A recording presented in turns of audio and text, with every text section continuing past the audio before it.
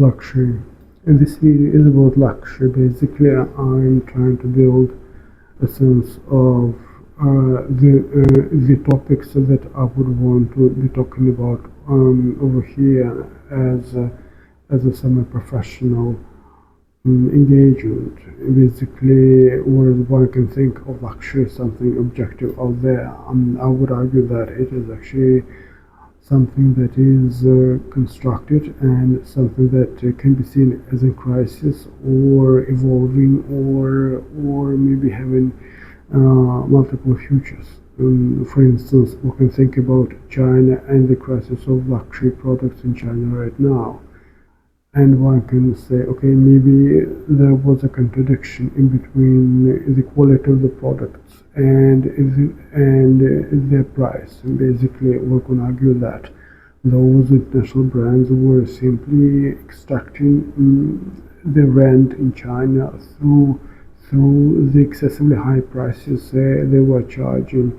And I think, as on the one hand, Chinese citizens realize that they can maybe pay less by traveling to Europe and buying same products at a lower price, on the one hand. And then on the other hand, one can maybe think that Chinese consumers and their market, as they mature, in terms of the cultural confidence, in terms of the understanding of what is luxury and how do they approach it, then there could be some sort of a development we underappreciate in China in terms of aesthetics, in terms of tastes, in terms of views on what constitutes luxury. And I think that that gap is something that one might need to research in its own right.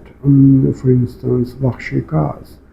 If European brands used to be at the forefront of the luxury consumption in China, right now they're not.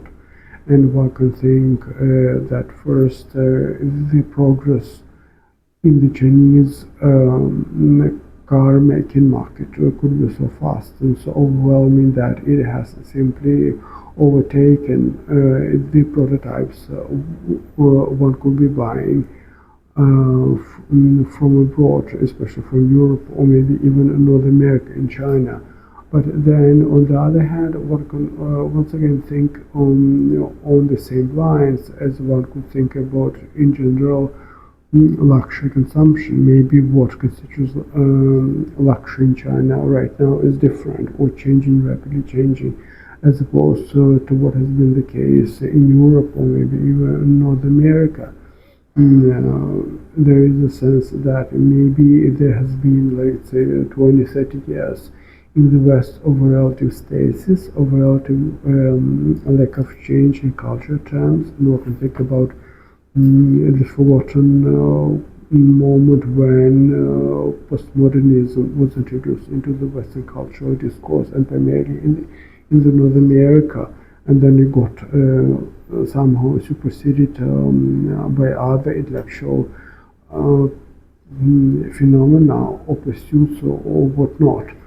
And it seems that whereas China, in my opinion at least, and experience as well, has been very receptive and very attentive to the intellectual trends in the West, maybe not necessarily on the scale of the entire country, but let's say in terms of what certain places would be doing and what I think the intellectual process will be also paying attention to, is that there has been a lot of reception of those European Western ideas in China in the last 30 years. And I think that with that there was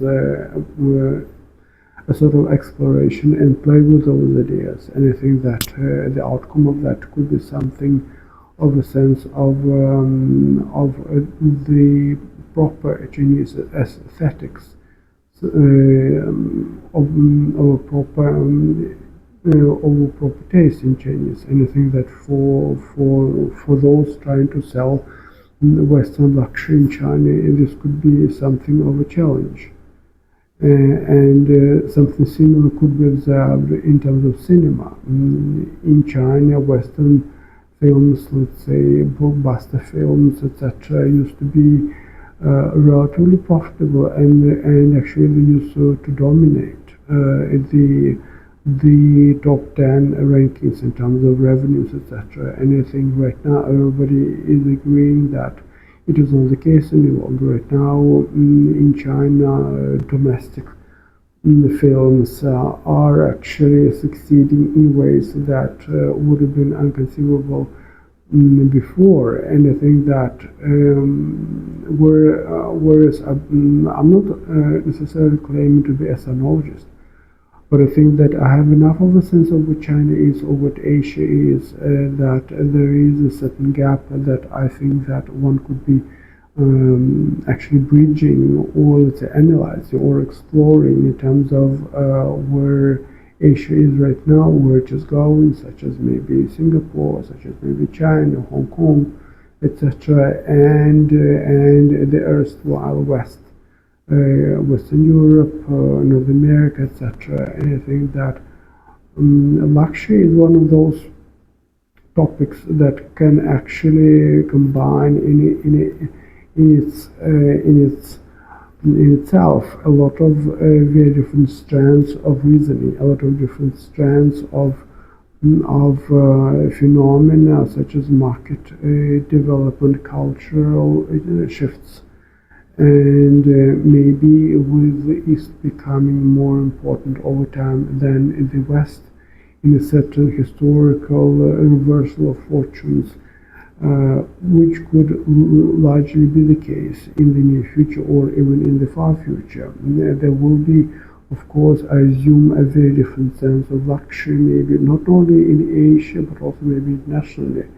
One could only think about, for example, Apple computers and the ecology around those, with the iPhones, iPads, etc., and as one kind of reflects on the wave of the brands from China taking over the world, basically Xiaomi, Huawei, you name it.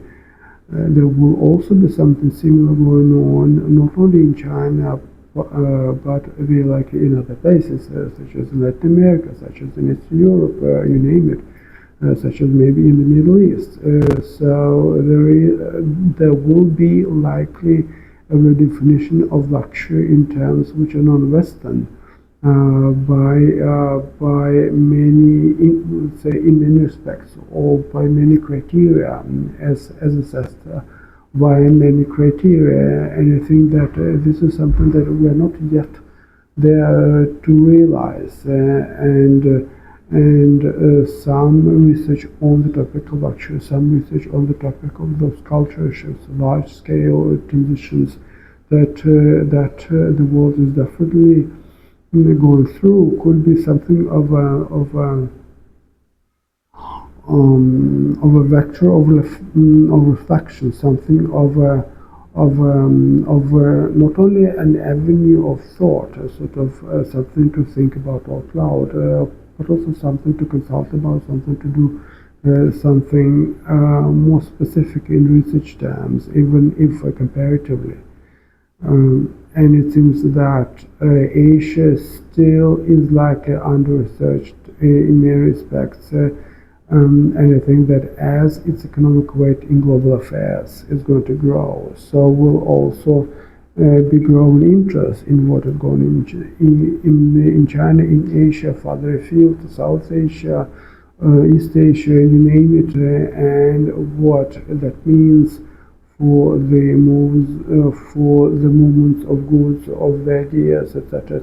And I think that across the market structure, from the, let's say, less accessible goods and offerings to more accessible goods and offerings, but I still think that in some way a lot of those goods which are relatively rarefied in cultural terms and economic terms, such as luxury, can be a good indicators of where the larger trends are moving. And it seems that one could be pointing tentatively to a large-scale change in that respect. As China becomes more self-conscious, as China becomes more maybe even self-reliant in cultural terms, in economic terms, etc., in technological terms, in scientific terms, so maybe they will be having their own intellectual approach to not only lecture but a great many other topics. And there will be a reconsideration, a re-evaluation of the whole balance of international affairs with that, or let's say as part of that, and that will likely be something to observe and to actually engage in over time.